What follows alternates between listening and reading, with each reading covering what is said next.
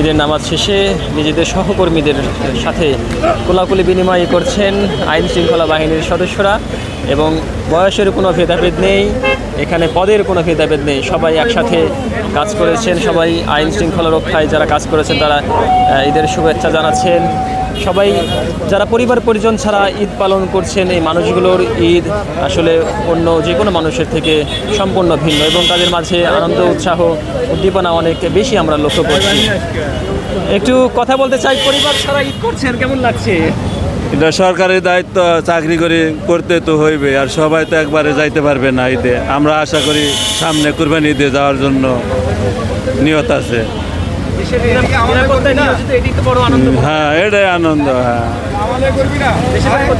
আমার মানিকগঞ্জ সাটুরিয়া থানা। কেমন কাটছে দায়িত্ব পালন করছেন? আলহামদুলিল্লাহ অনেক ভালো লাগতেছে। পরিবার ছাড়া তৃতীয়তম ঈদ এবার চলতেছে আমার, তো মানুষজনের অনেক এরকম সেবা করে অনেক ভালো লাগতেছে নিজেকে। বাড়ি না যেতে পারলেও দেশের মানুষের জন্য কাজ করতে পারছেন, সেই বিষয়টা কেমন লাগছে? অনেক ভালো লাগছে।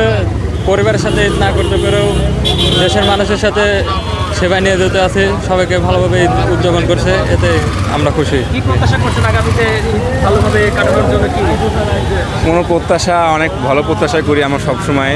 আমাদের সবসময় ভালো প্রত্যাশাই থাকে, আমাদের মধ্যে কোনো খারাপ প্রত্যাশা থাকে না।